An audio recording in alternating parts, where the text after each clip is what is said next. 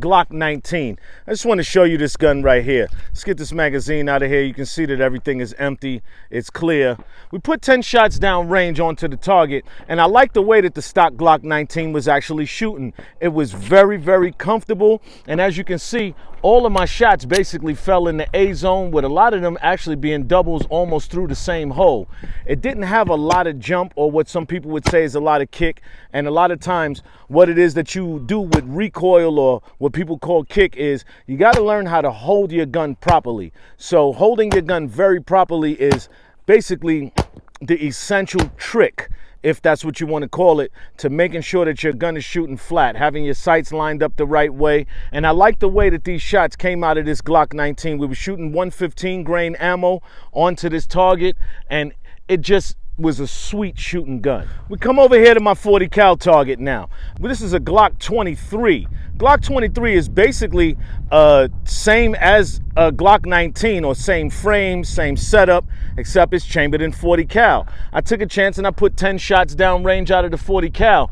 Now these holes are considerably bigger than the holes that are in my 9mm target, and with some of the kick or jump or recoil that the gun actually has, I got one shot that actually didn't fall in the A zone, but I'm not mad at these shots right here, with these two shots being in the same hole, and then these 4 shots basically adjoining.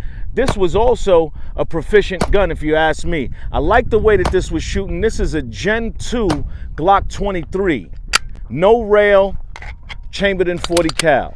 Let's look at some of the differences in between the holes that the 40 cal actually makes and the holes that the Glock 19 actually makes. They're very, very big, these holes. Really, you can tell that this bullet is a bigger bullet than the 9mm. It really packs a punch. Let's come on over to the 9mm target, and I'll show you what I'm talking about. These holes are considerably smaller, not considerably, but they are definitely smaller than the holes that I had in my 40 cal target. However, it seems to be that my Glock 19 was shooting a little bit more precision than I was actually shooting with the Glock 23.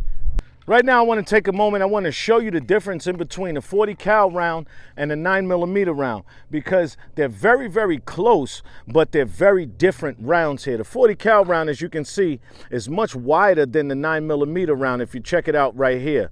And you got to be very careful with the magazines. I'll grab 2 magazines right here from the Glock 23 and from the Glock 19. They basically are the same. Now, this 40 cal round and the 9mm round will load inside 40 cal magazine. There's a 40 cal in there, and then here's a 9mm that just actually slipped in there. You got to be careful when it is you're actually shooting different calibers and you have 2 of the same kind of sort of type of guns.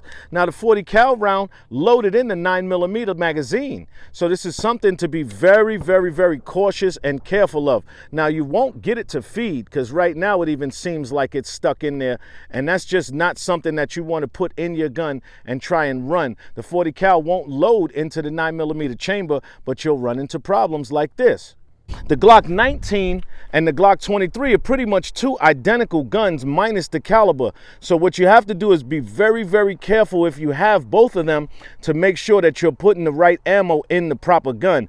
That 40 cal will not load in the 9mm chamber, but the 9mm will load in the Glock 23 chamber.